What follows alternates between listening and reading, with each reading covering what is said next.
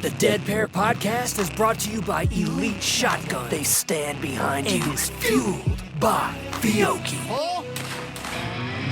Welcome to the Dead Pair Podcast. Coming in hot with everything you want to hear about sporting clays. Ben Hustway. Each short blind person would have to fight 14 kangaroos.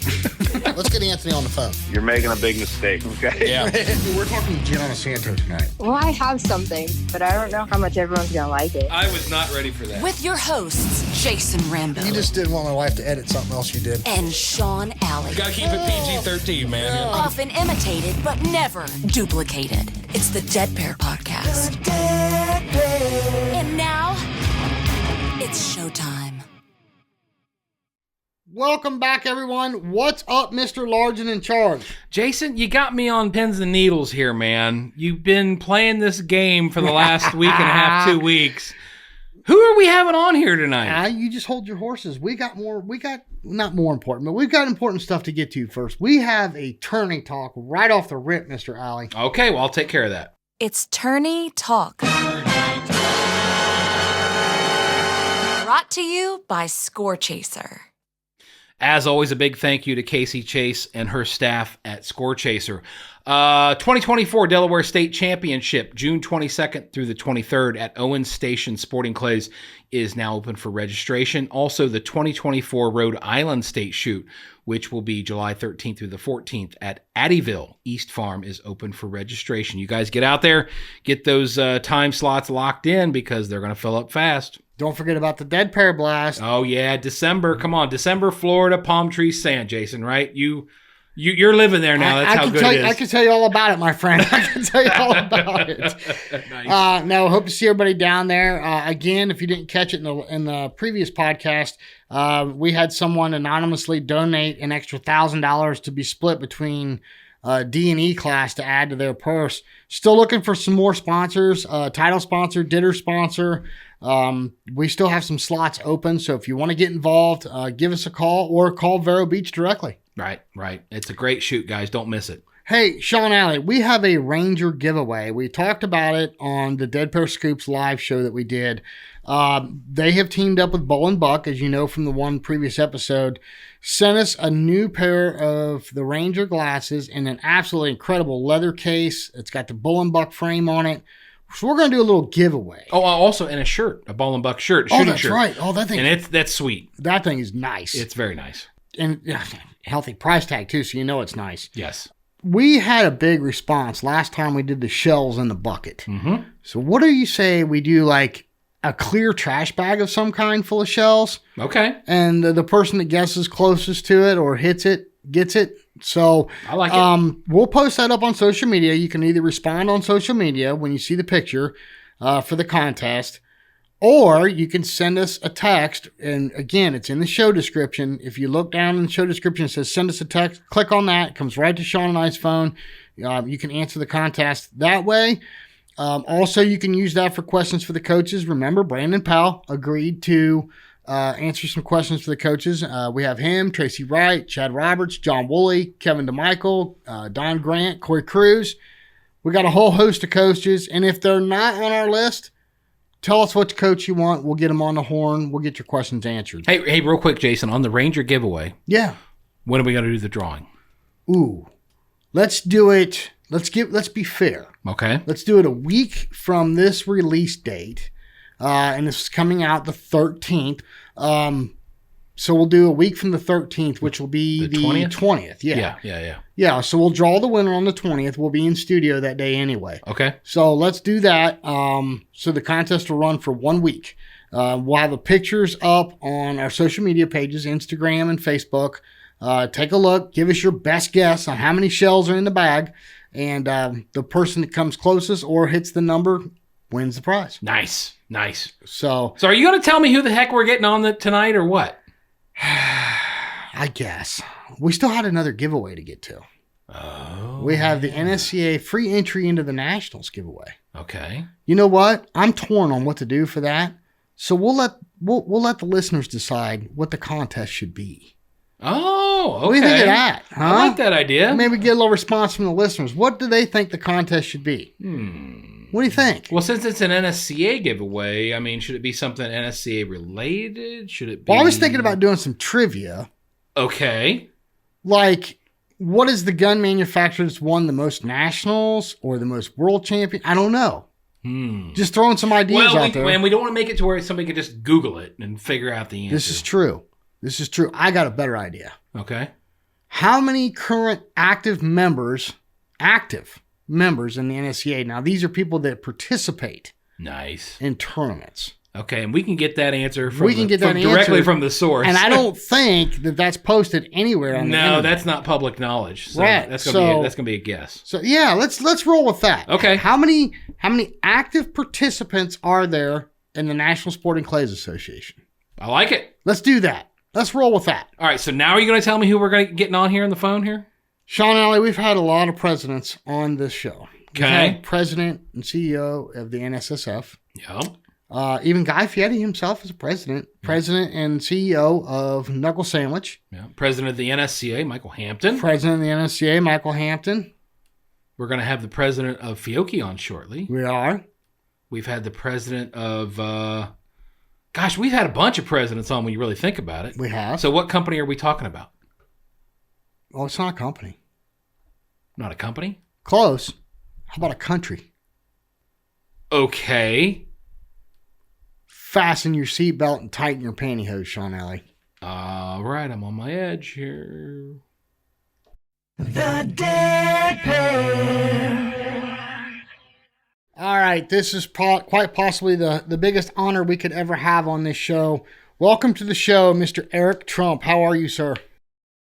Sean, Jason, it's great to be on, guys. Well, I tell you what, Eric, it's a huge, huge thrill for both Jason and I to have you on the show. I mean, obviously everybody knows your name, but hey, you're also a big sportsman, right? You like shooting, you like hunting. I mean, it just goes right in line with what we do. Yeah. Well, I heard about the podcast. I wanted to jump on.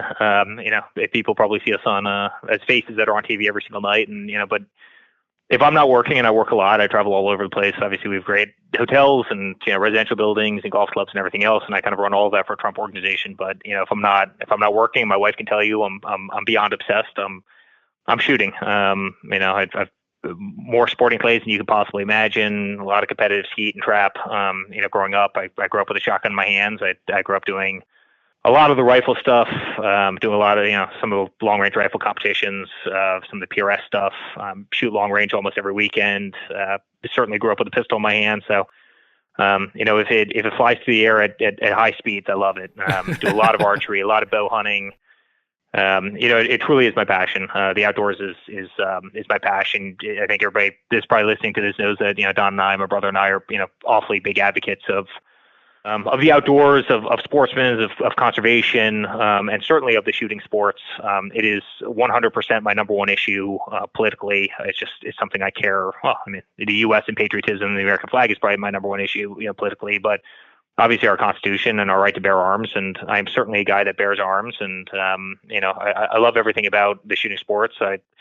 I've got my kids involved at a very young age. My 6-year-old son, he's out there with a little 10-22 every weekend, plinking away and absolutely adores it. And I can't tell you the amount of responsibility and discipline and everything it taught me growing up. And, I could have easily been the wealthy kid that showed up at every bar and, did illegal drugs. There's other people, counterparts that I have. I don't need to mention names, but who fell into those worlds. And, I probably had a worse propensity of falling into those worlds, statistically than they did.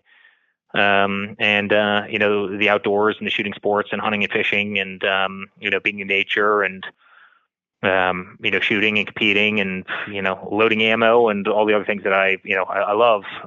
They kept me away from bars. They, got me up early in the morning. They gave me that discipline. And, I credit so much of who I am and clean life that I've lived to the outdoors and really the Second Amendment and everything that we just talked about. So big part of my life. It's what I love more than anything. And, it's truly my hobby at heart. Well, Eric, what you just said definitely falls in line with our beliefs. Me and Jason, every year we have the SCTP Nationals here at the Cardinal Center in Marengo, and about 3,500 kids show up. And they compete in all three disciplines of sporting, skeet, and trap. And you will never meet a finer group of kids, and you can definitely tell the parents are doing their work. They're doing the learning, making them learn responsibility, gun safety, how to take care of the gun. And I'm telling you right now, anybody out there would come to that event and be impressed to see little, 10, 11, 12-year-old kids walking around with full-size shotguns, and nothing ever happens. It's all perfectly fine. Well, you know what? Honestly, it's beyond perfect. They're the best Americans. They're the best Americans, and I mean that sincerely. You go out to SHOT Show, right? A place that's often criticized by the mainstream media, and you won't find a better group of patriots in the country than those people. I mean, these people that love this country, love our flag, love our Constitution, love everything about our nation, and would go to war for it in a heartbeat, right? I mean, these are some of the finest people you'll ever meet in your life, with great businesses and great companies, and work hard and.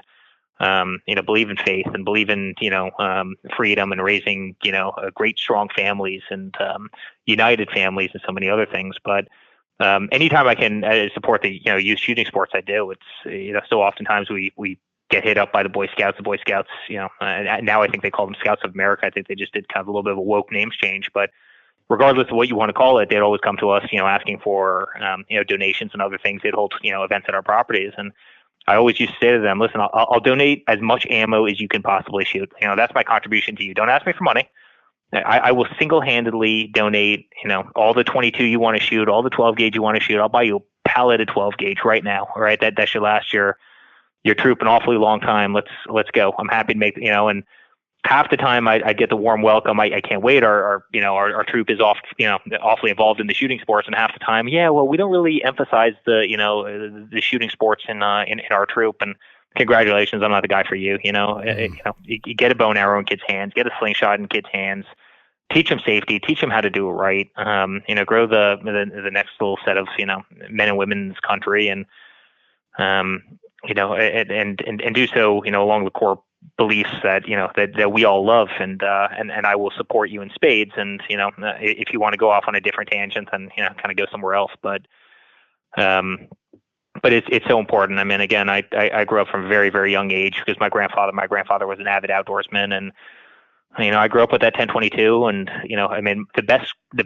and even before that, a little BB gun, a little a little Crossman, BB gun, and getting the milk carton of BBs. Everybody remembers the Copperhead BBs, right? Getting the milk carton of BBs. I mean, that carton of BBs back then made me happier than receiving a free Ferrari today would make me, right? And that was everything. If that was under the tree, and you could always feel it because it made that little jingle noise, and it was heavy as hell. And Don and I would just shoot those and shoot and shoot and shoot. Getting a brick of 22 back in the day, I mean, there was nothing that put a smile on my face more than that. And it's I mean, you could still smell the gunpowder, right? From being a little kid, right? That first, and the smell of hoppies and everything else, and those are just great memories. Well, Eric, you mentioned Don. Now we get to see him every year down at the Jack Links Cup, but you've been hiding out on us. Are we going to get to see you out shooting with us a little more often, maybe?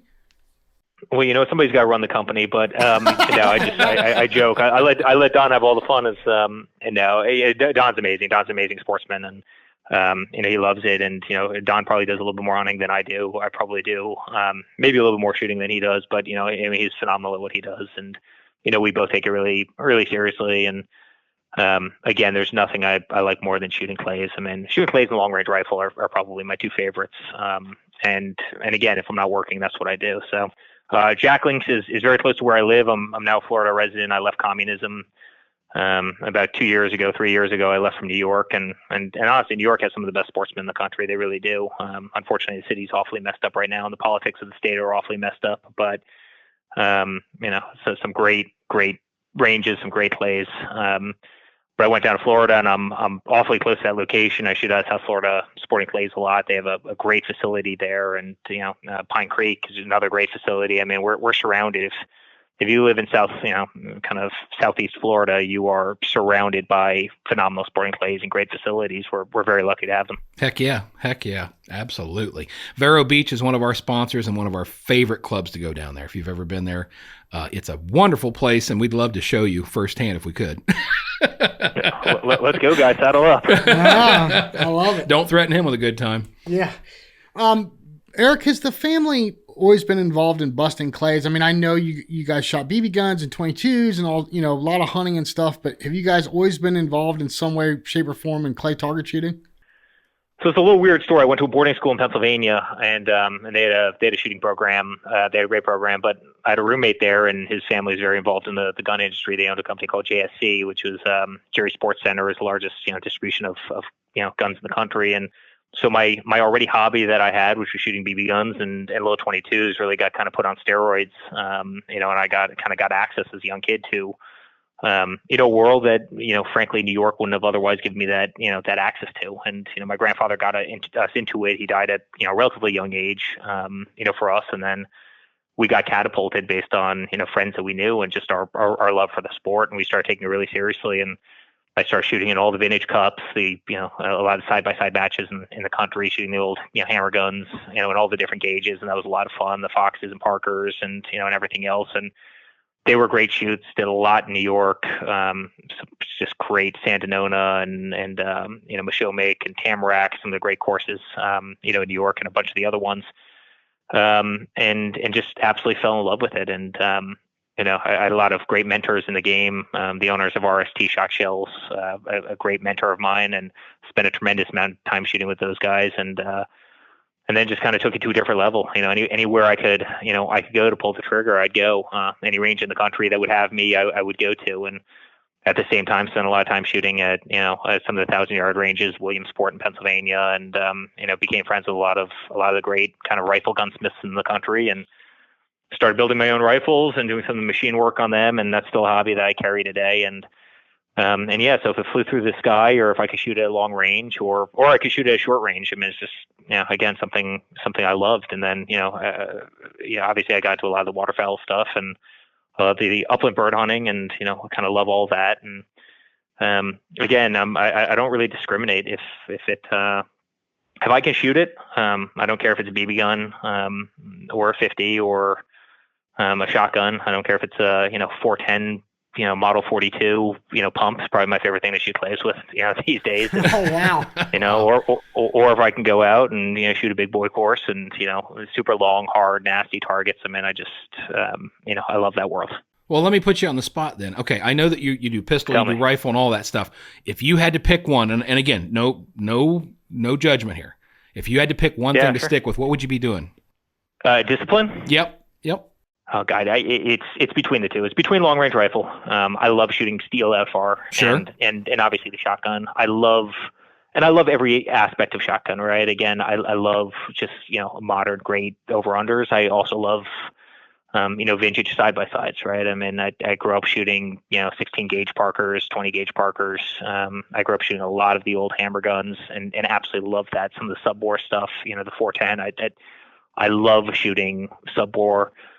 There's nothing that makes me happier. Again, I just mentioned it, but shooting the Winchester, shooting the 42s, the little 410s, shooting skeet with them and having a blast. You do that in nasty wind, and it can certainly humble you. And so I love all those games, but don't get me wrong, I also love lazy plays where you sit down and you shoot flurries with a buddy of yours where you just put shells in the air and you do so as fast as you could possibly load and over under, and at high fun targets, and so.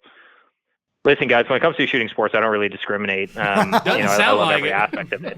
Yeah. There's an element of clays that's fun and social. And then I also have the dorky side of me, which is, I load for over 100 rifle calibers, everything from the 14 calibers all the way up to, 375s and above. And, I'm kind of a little bit of a mad scientist in terms of hand loading, and have kind of, tried everything and, kind of played with everything from, the smallest wildcats to, some of the crazy long range stuff. And I really enjoy kind of, the science behind it as well. It's probably my anal personality. And so, it just, all of them fit me in different ways, but it'd be hard to turn away a shotgun. I mean, it really would be, especially everything that goes into it. I love goose hunting. I love duck hunting. I love shooting quail.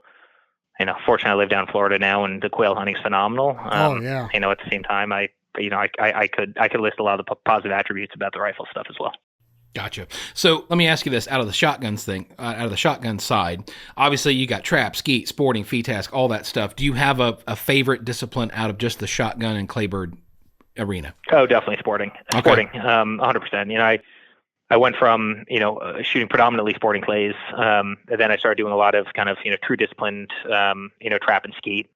And I enjoy them, but the games, after a while kind of get repetitive, right? I mean, I'm not sure how many 25s and skeet you can shoot in your life before you get a little bit, boring. And, don't get me wrong, I love it, but I also, my buddies make fun of me, right? I'm a guy who shoots around a skeet in, a minute and 50 seconds. You go out and, you shoot 5 rounds of skeet in a row when you're done in 12 minutes. And I have buddies who are like, "Can you slow down a little bit?" I go, "No, there's no time for this. If we're going to shoot, we're going to shoot, we're going to shoot a case. We're going to shoot a case and a half, and we're going to get the hell out of there, right?" There's no, kind of, dinking around. I'm not good at this slow shooting sports. I like, I like to move. I like to shoot a lot. I like to put a lot of lead in the air, and I like to have fun, right? There's nothing worse than going out and shooting 100 rounds and taking 5 hours to do so because you're with a slow group who's, kind of putzing around. It's, the guys I shoot with all like to shoot fast, have a great time. So we certainly shoot for volume, and I know that might offend people on this, who are listening to this, but oh no, not in sporting. We like putting lead in the air. If you're not putting lead in the air, what the hell's the point of it? That's why we do it. That's exactly why we do it. So exactly. So along those lines, are you a big fan of like going to corporate shoots and charity shoots and things like that, participating in sporting clays tournaments in that regard? I assume you've done that before, right? About 1 million of them. I do. I enjoy them. I'd probably rather shoot. Truthfully, I'd rather shoot in more casual setting. Sometimes the corporate shoots are long, and we're all pretty good shotgun shooters. I know you guys are, and I am, and sometimes you go to a corporate shoot and you shoot a 99 on a course, and you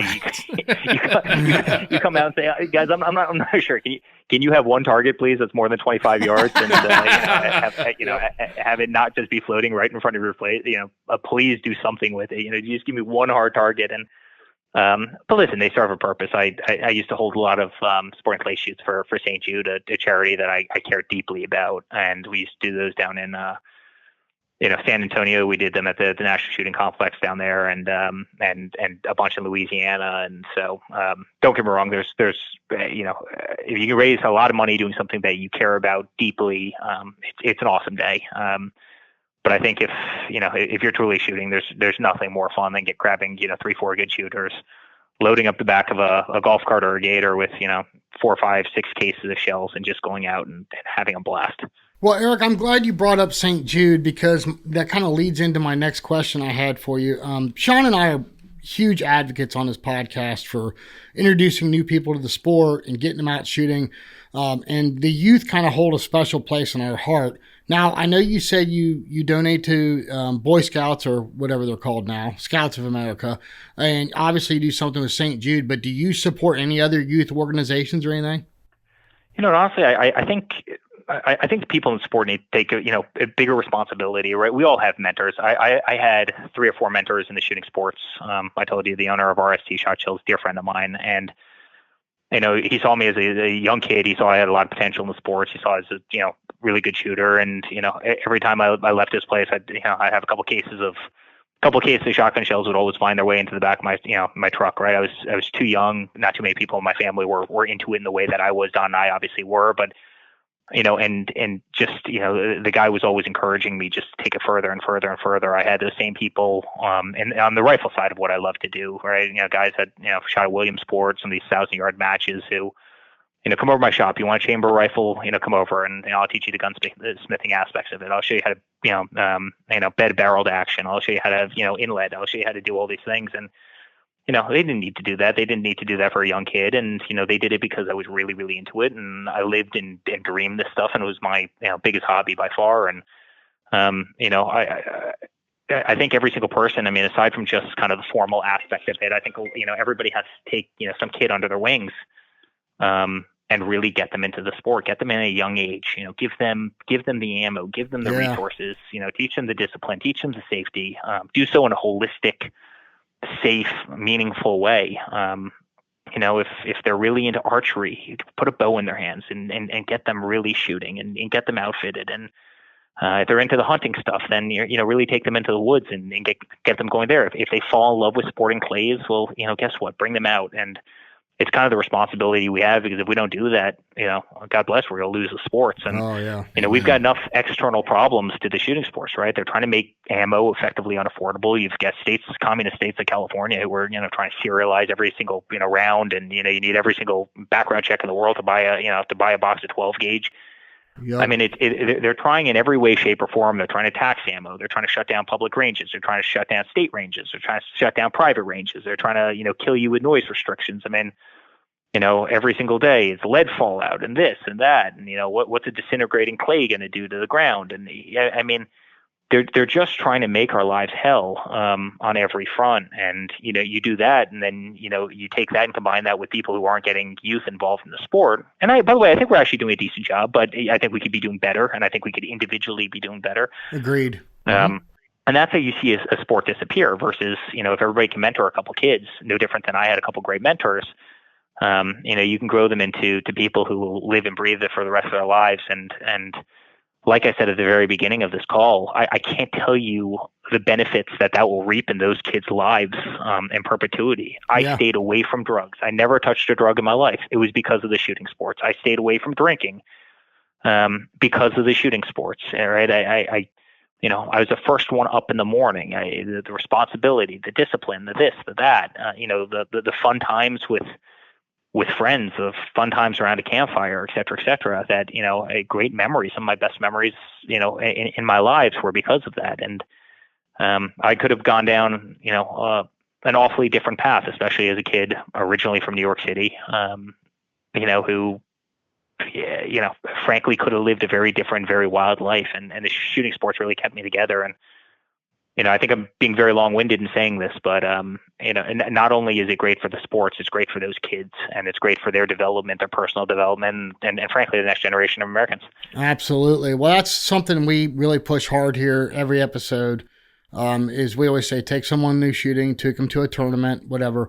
But we also have the Dead Pair Challenge, which is take one new person a month shooting.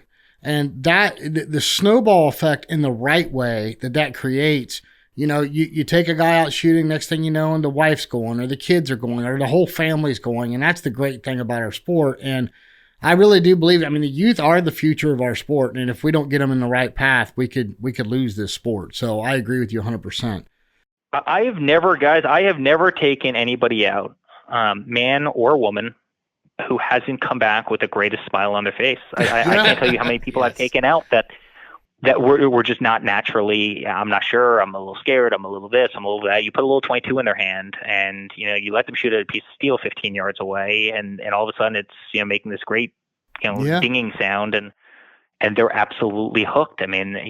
Smile ear to ear. And look, guys, it's not dangerous if done correctly. You can be very safe about it.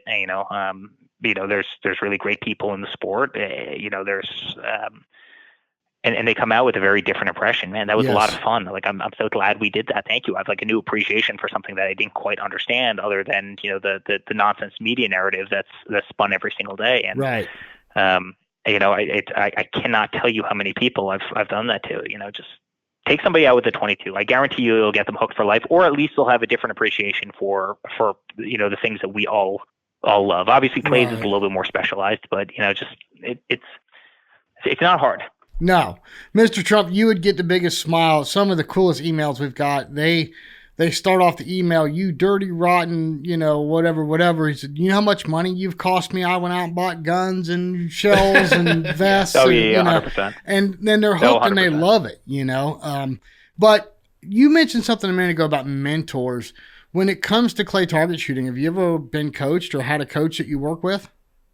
Yeah, a bunch, but less on a formal basis. I picked up a shotgun at an awfully young age, and I've been shooting shotgun ever since. And I became pretty proficient, to say the least. And don't get me wrong, all of us can go out and get coaching, and I certainly could. And I wish I could have shot competitively for a very long time. Unfortunately, my life is a little bit crazy. I'm out, by night fighting communism and, fighting for the things I believe in politically. You probably see me all over the place. And, by day, obviously, I'm running a really big company, big real estate company, and I love that. And I don't have the time to, today if I miss a target, I laugh, right? And God bless the guys that go out there and want to shoot perfect hundreds, and if they can, I'm not sure if I either have the patience nor the time nor the discipline for it anymore. But no, I think on the flip side, I try and do a lot of coaching. I try and take a lot of people who are a lot less proficient and get them proficient, get them into it, and that probably does more for me than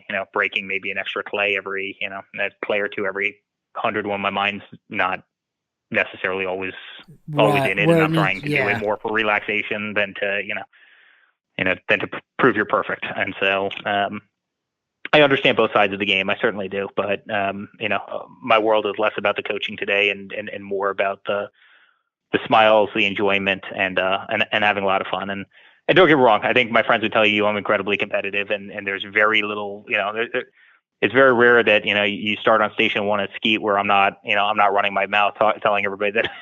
Right. I think that's the Trump in me. But at the same time, I really do it for fun and enjoyment, these days. Awesome. Well, hey, Eric, not to change gears, and I don't want to get too political here, but, the one thing that I talk to a lot of people about is that, the times have changed a lot. I remember, not to paint me and Jason as old guys, but back in the day when we went to school, it wasn't uncommon to see guys roll up at the high school with gun racks and guns in those gun racks. Because in hunting season, guys would go out, go deer hunting, bird hunting, rabbit hunting, whatever. Right from school. Right from school. Yeah, and nobody had a problem with it. Nobody ever had an issue with that. And then these days, we try to paint sporting clays and all the other shooting sports in a good light, but obviously the media is doing a good job of painting everything in that negative, evil light. In your thoughts, do you think it's like a sign of the times of like just the changing world that we're living in? Is it more of a city folk versus country folk type of a thing? Or what do you think has been the biggest change or the biggest mindset twister of guns, and why that so many people think they're bad, but the people that are actually participating in know that they're not bad? Listen, I think it's an arrogance. I think it's a media narrative that paints them in a bad light. I think everybody that comes across them understands how safe they can be, and that the good guys that own guns and they do so legally don't cause any of the problems. I mean, that's a pretty damn well established fact.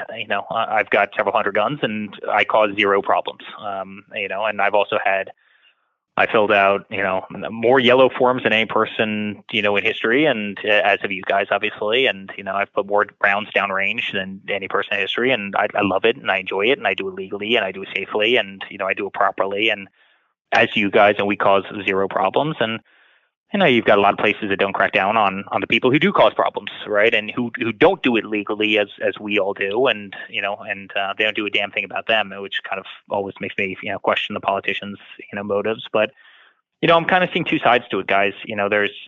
I think if you look at really the legislation that has gotten passed in the last even couple of years since my father was in office, I mean, look how much, right to carry laws in the various states that have been established. I mean, constitutional right to carry. I mean, I would have never guessed sitting here 7, 8, 9 years ago that you would have had, what is it now, 28 states or something like that has constitutional right to carry. I mean, it's a ton, but you've had a lot in the last couple of years. And I think a lot of that's because of, frankly, my father. I think second of all, you've seen so much nonsense. You've seen crime spike in the cities. You have people who literally, after some of the summer riots in 2020 and just other kind of nonsense that you see in the papers, don't feel safe like they did anymore. I mean, I'm seeing more people going to gun stores saying, "Hey, I need a gun. Like I need a gun for my own protection." I mean, I have a neighbor, elderly lawyer, the last person in the world, and I joke with him all the time, the last person in the world who ever owned a gun. He comes to me a couple weeks ago. He goes, "Eric, I need to get a shotgun. I need to get something. I don't feel safe in my house without a gun anymore, and the crazy times that we live in." You see conflict around the world. You see, the Middle East bubbling up again. You see what's happening in Israel and what happened to Israel. You're just, and all of a sudden, people are going back and saying, you know what, maybe there really is something to, to the Second Amendment and the right to protect ourselves. And, I mean, maybe our forefathers actually had it right. And so you also see a resurgence in that way where I think you have more first-time gun owners than ever before in history in the last, 4 or 5 years. Absolutely. And that's sad. I mean, I wish it wasn't the case that you had those events around the world that spurred, people worrying about their safety that they just ran out. But at the same time, I think for the shooting sports, I think it also makes people, realize the importance more so than ever before. And not just because of the sports, but because of, again, just our pure Second Amendment right in this country. And so, there's mixed feelings on it. I do believe that sportsmen are the greatest people in the world that cause no problems and would be the first people to truly run it evil for this nation. And I've never met a better group of people than the people involved in the outdoors and the sports that we all love. Yeah.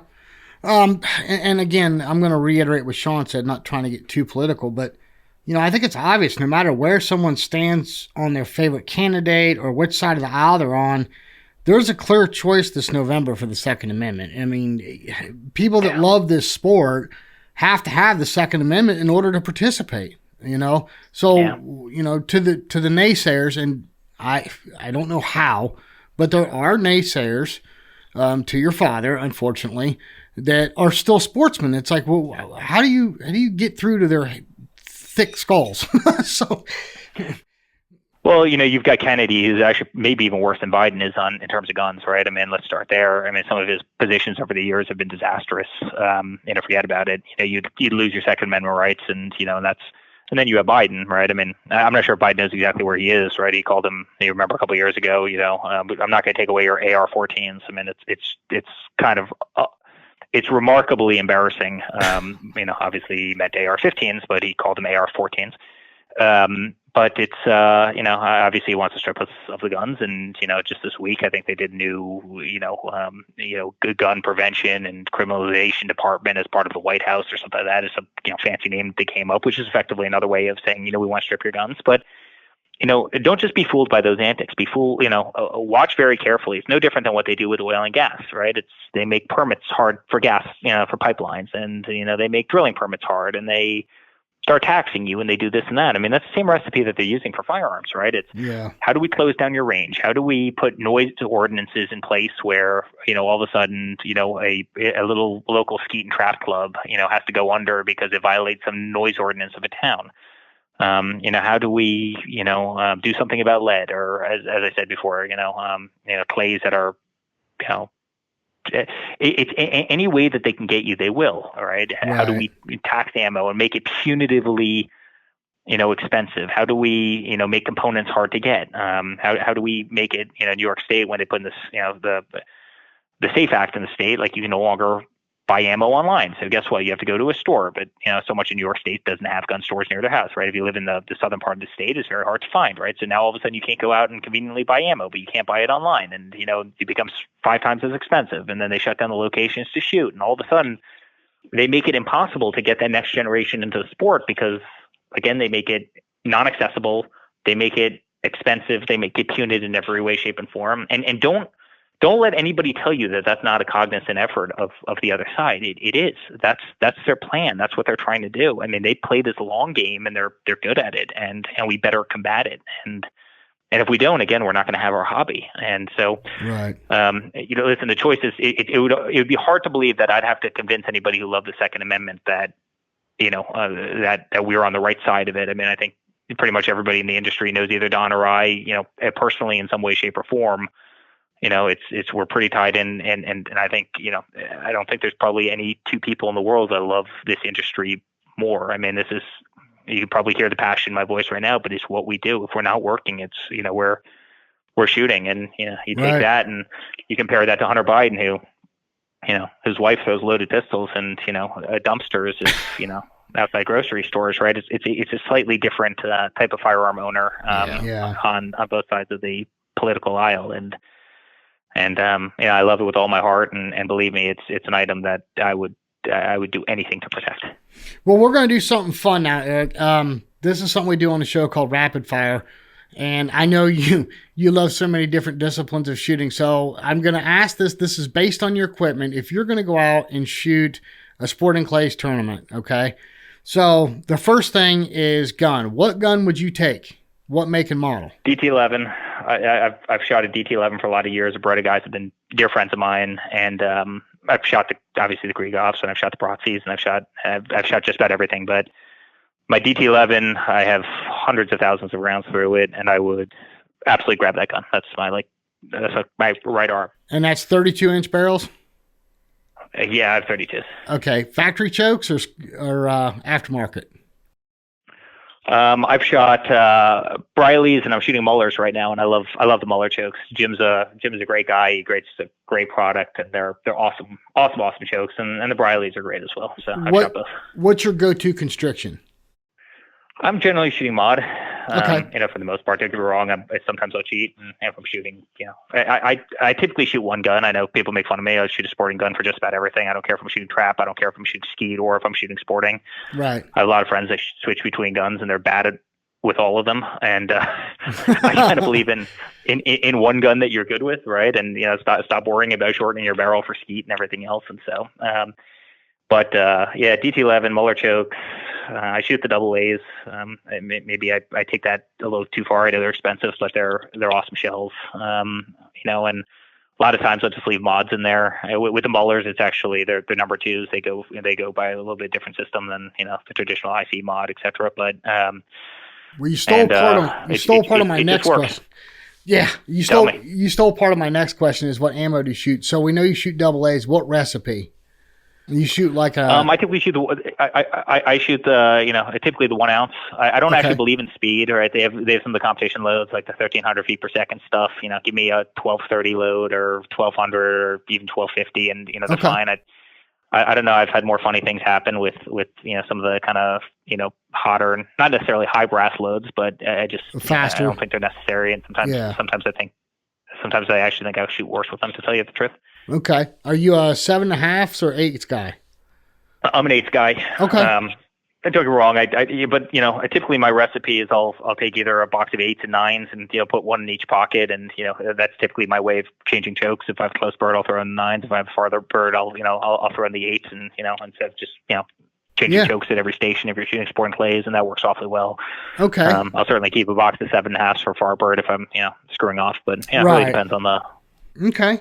What glasses do you shoot with? I shoot with a pair of Oakleys that I've had forever. They're the Radar Range. They stopped making the glasses. Once in a while I'll go on eBay and I'll literally find a pair because they're awesome. They just fit me well. They're comfortable. I don't shoot coated lenses. I shoot just clear lenses. I don't care if it's sunny, if it's dark. I shoot natural light, clear lenses, and they're fantastic. Okay. Are you a vest or a shell bag guy? I've always been a vest guy. I have a Beretta vest that I've worn for 15 years. Literally, the leather it's worn through. I mean, literally, you can effectively, if you're shooting a T-shirt, you can see the T-shirt through the vest. I mean, that's how many rounds I have through it. It's got some mileage on it. I don't really want to wash it because if I wash it, it's just gonna fall apart. It's gonna disintegrate. At the same time, I don't want to throw it away because it's too superstitious, and I've worn a lot of stuff in it, and it's pretty awesome. But I just started shooting the bear pelt vests. I'm not sure if you've seen those. They're like T-shirt material. And when I moved down to Florida, it's just they're awesome. They're awesome. Yeah. So bear pelt, they're great guys. They made me one with a little MAGA hat on it. I have MAGA on the back of it. I don't have my last name. I have MAGA on the back of it. And they did some pretty cool stuff. And certainly, if you live down in the South, if you live in Florida where it can be 95 degrees with 100% humidity, shooting in that material versus kind of a sturdier vest is it's awfully nice. So I fall in love with them. And it's a great shout out to that company. They're a great company, great people, and big fan of what they do. Yeah, Bear Pelt was partnered with us for a couple of years. They are absolutely wonderful people, and they make an incredible product. Okay, so last question, and this one's, we try to find that lucky rabbit's foot, right? So we ask, what's in your bag? And we're looking for something odd you might carry in your shooting bag that people might not think, otherwise. Yeah, so, well, maybe two things. The first one's not that odd. The second one's probably odd. The first one is, I love the injectable ears, the ones that they shoot the 2-part boxy into your ear and kind of, molds in. And I hate shooting with electronic ears because, the batteries always go dead and, they scratch and they're just annoying. And so I shoot with those. I know they're pretty conventional. I hate shooting with muffs. Even with the rifle stuff, I hate shooting with muffs if I can avoid it. So kind of the custom formed, ears are awesome. So I 90% of the time, certainly with shotgun, I always shoot with those. The unconventional thing in my bag is definitely golf gloves. So there's a golf company, and obviously we're big in the golf world, but it's called 4G, and they make golf gloves, and it is single-handedly the best shooting glove. So I shoot a camouflage golf glove on my left hand only. I hate having something on my trigger finger. I'm also so tall that, and I'm 6'5", but my hand, the little schnabel of the forend is kind of in between my two middle fingers. Oh yes. And yes. so my front two fingers are actually on the barrel. My index finger is kind of pointing down the barrel, so it's in between the barrels, kind of pointing at the target. And so obviously barrels get hot, but the best glove I've ever found for shooting was actually a 4G left-handed camouflage golf glove, and so I keep that in my shooting bag, and it's pretty awesome. And people are like, "What brand shooting glove is that?" I go, I pulled it out of one of our pro shops at one of the golf courses. I've literally worn through it. I love the glove. It's become a little superstitious for me, but again, just the left-handed glove, my barrel hand, and I'd say that's a unique item in my bag. Well, okay, don't hang up when we're done recording, because between our sponsors, Elite Shotguns, Fiocchi USA, Ranger Performance Eyewear, Odo Pro Hearing Technologies, and Rhino Chokes, we have a lot to talk about. So don't hang up when we're done. Well, and the other thing is, too, I know exactly what you mean, Eric, about that schnabel, because I shot a DT-11 for years, and last year I went to a Kolar, and I'm a big guy, too. I'm 6'4", about 360. That schnabel, yeah, gosh, that thing is a love-hate relationship. So I know exactly what you're talking about with a DT-11.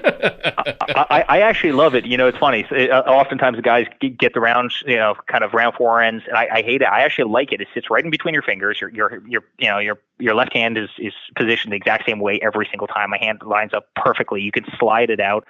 I also kind of shoot a little bit low gun. And I know that's unconventional. I do it a little bit for everything. Like, I kind of hate the mounted gun. I actually think you get, I think you're more apt to not pull your head off the gun if you actually mount from it's just the way I shoot. But anyway, it's like your hand just goes right to that little schnozzle tip, right? And it works. But yep. I'm 6'5". I shoot a 15.5-inch stock. I shoot a pretty long gun, and I love it. But that DT-11 has been a workhorse. I mean, that gun. I had they're great guns. My first Beretta was just it was a Silver Pigeon. It was and I'm telling you, I got it when I was young. I worked all summer, saved every dollar I could, bought that shotgun for myself, and I must have put 750,000 rounds through that gun. I mean, I can't tell you how many pallets of shells I put through that gun. I mean, just pallet after pallet after pallet. I still have it to this day, and that gun just plops open. I mean, there's nothing left. There's no friction. It's. I mean, I literally wore that, and it never failed me. And when I went to that DT-11, it's just a workhorse. They're a tank. They are a tank. A brick, and it's been a great gun for me. I mean, it really has been. Well, Mr. Trump, listen, I can't imagine what your family's going through being drugged in and out of court. Plus, this is an election year. I know how busy you are, and the fact that you spent some time to spend with, or you took time to spend with us, we are extremely honored. There's no words that can describe it. So, thank you very much for spending. We're a little over 40 minutes now with us. We greatly appreciate that. Well, Jason, Sean, I really appreciate it, guys. Love the hobby, love the sport, love what you guys stand for.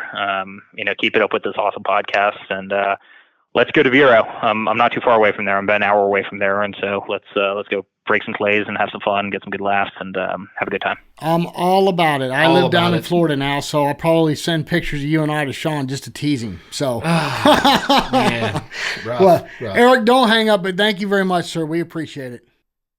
Hey guys, Jason and I really love bringing this podcast to you week after week, but it does take a lot of time and a lot of resources to make it happen. And without these very special people, we couldn't do it on a week-by-week basis. Hey, Toby Tomplay, help these guys remember who they need to support. Yes, sir. They can support Fiocchi USA, Elite Shotguns, Vero Beach Clay Shooting Sports, Score Chaser, Dawn Grant, Odo Pro Technologies, Rhino Chokes, RE Ranger, Taconic Distillery, and Atlas Trap Company.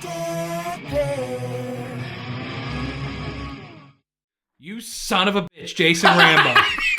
How could you keep that from me? Oh, hey, listen, I can't take all the credit for this. I want to give credit to Paul Coughlin, of Taconic Distilleries. Yeah. He's friends with the man. He helped put this together. He made it happen. I mentioned it at the World Sporting, and he's like, well, I can get him on. I'm like, and I about fell over. Oh, well, Paul, if you're listening, thank you, man. Sincerely. That was freaking awesome. Sincerely, yeah. I mean, what an awesome interview, an awesome individual, awesome family. Oh, he ain't no faker. I mean, dude, anybody that knows how to chamber barrels and stuff, you're kind of a firearms enthusiast. Right? A little bit. Right? A little bit. But you know what I really liked, and this tugged on my heartstrings? He said he worked all summer and saved his money for his silver pigeon that he bought. Mm-hmm. Now, I don't think Dad is shy on money. No. And the fact that this man worked and earned his money to buy his gun, I mean, I have so much respect for that. And I also picked up, obviously, when he was giving away help to the Boy Scouts. Yes, and St. Jude's. And St. Jude's, he gave ammo. Yeah. Not money. Right. He said, I'll buy you a pallet full of shells. Yeah. So that's going to the right people. Exactly. That's awesome. It's not going out the back door in somebody's pocket. I mean, dude, when I got done talking to him, it was like, well, this is a guy we would just sit on the tailgate and, BS with after a shoot. Yes. He's just a regular dude. I know, right? Yeah. I mean, how awesome. I mean, what a great individual. And Unbelievable. Look, I know this is coming, so I need to squash it now. We promised everyone, we promised ourselves we would not get political, and we don't mean to be political, but if you love this sport, sporting clays, or any kind of clay target discipline, that's why you're listening to this show. Yeah. Without the Second Amendment, you're not doing this sport. I'm sorry, you're just not. Yeah, you have to be realistic in the fact that as time has gone on, the mindset of the country has changed. It has. And we really need to make sure that we protect the rights that we have to enjoy the sport that we love. Right. I mean, dead simple. So that's all it is. So if nothing else, let's put everything else aside, and I'm asking everybody to be selfish. If you love the sport, you got to vote for the sport. Yeah. And there's two clear choices going into November, I guess is my point, you know. I mean, you can either vote for somebody that wants to take away your rights, the Second Amendment, or somebody that's for your rights. Yeah, and before everybody sends hate mail, again, I know there's going to be people that disagree and they don't like, Donald Trump as a person. And that's fine. But again, what's going to make your life easier as a sporting clays enthusiast, as a sporting clays competitor? Yeah, exactly. That's what it boils down to. Yeah, I mean, do you enjoy the high cost of ammo? Do you enjoy regulations and permits to get ammo and firearms and all that? Or would you rather be able to go enjoy your sport without all the hassle? Well, and again, I mean, there's two mindsets on this. We've talked about it ad nauseum, and it's not a gun problem; it's a people problem. Yes, for God's sake. Yes, that's what it is. So, like, love or hate the man, he deserves respect. I think he just gave us a very honest and showed his true persona, Eric Trump, of who he is, who his family is, and what they stand for. Yeah. And, look, it wasn't this podcast was not about getting votes. It was about, hey, we got a member of the first family that enjoys this sport. And how cool is that, right? Yeah, because I want my son and my grandson to be able to do this 20, 30, 40 years down the road. Right. But think about that. You missed my point. No, I did not. We just had a member of the first family on. Look, my mind's still blown. That's why I was angry. That's why I called you an SOB. I know. But dude, I mean, you can't keep that kind of crap from me. Well, dude, I wanted to surprise you. You did. Okay. But I would have rather had a little bit of foresight. Because I wasn't prepared. I was not prepared. But that was awesome, though, dude. It was real, man. This was probably one of the best podcasts I think we've done in a long time. It was definitely a lot of fun, and I'm sure people are, wondering what was said because we told him not to hang up when we were done recording, and he didn't, and we kept talking to him, and we've got some cool stuff planned. So, not going to give away the goose because look, that man's got a schedule like you wouldn't believe. You think it was hard getting Guy Fieri on here. Woof. Getting Eric Trump on was no small task because of his schedule. It's not that he didn't want to do it. It's just because of his schedule. So, and again, big thanks to Paul Coughlin for helping us do that. And thank you, Jason, for doing the legwork behind the scenes to make everything happen because I'm sure that wasn't an easy thing to accomplish. You know what, though? That man made it easy. Well, and I knew when we got the call from his assistant, I'm like, what? Who's she? Who's she? Yeah, right. But now it was fun. I hope everybody learned a little something from it. Sean and Allie, we tell everybody a week, take someone new shooting, take them to tournament. We just had a member of the first family that endorses that. That does that. And he told the story. He said, look, just get somebody out there with a 22 or a BB gun or whatever, and they do it, and it puts a smile on their face, you're done. But how many times on the show we said, when you take someone new and they break that clay target, that smile is just irreplaceable. And he said it himself. I know. That's what this is all about. If we're going to make this sport bigger, better, greater down the road, everybody needs to do their part. So again, Dead Pair Challenge, take somebody new shooting every month. Really, just try one person it. a month. Yep. Come on. Post those pictures up. We'd love to see them on social media. Everybody keeps texting me these pictures. Don't text me. Put it on social media. Yeah, put it on our Facebook page. That's where it's going to be seen. And again, lead by example. Period. Yeah, absolutely. Period. Absolutely. Sean, this has been a lot of fun, man. And, we've got a lot of sponsors we got to thank for bringing this show to everyone. Elite Shotguns, Fiocchi USA, Atlas Traps, Ranger Performance Eyewear, Odo Pro Hearing Technologies, Rhino Chokes, of course, Vero Beach Clay Shooting Sports, Don Grant, Score Chaser, and a very, very special thank you to Taconic Distilleries, who helped put this episode together. Amen. So, and big thank you to my wife for all the hard work she does on editing these things. I know with Sean and I being separated between Ohio and Florida, it's been a real major task. Heck, even with me being here in Ohio with you, Sean, just getting everything, all the files down to her and her editing and sending it back. And it's been a nightmare, but you know what? She does it thanklessly. And we appreciate you, babe. Thank you very much. Thanks, Jules. Love you. Well, hey, look, Sean and Ali, this has been a lot of fun. We've got even bigger things coming, if you can imagine that, next week. Right? So everybody hang in there. Until next week, Mr. Ali. We can't wait to see y'all back here on the Dead Pair Podcast. We'll see you next time on the Dead Pair Podcast. The Dead Pair.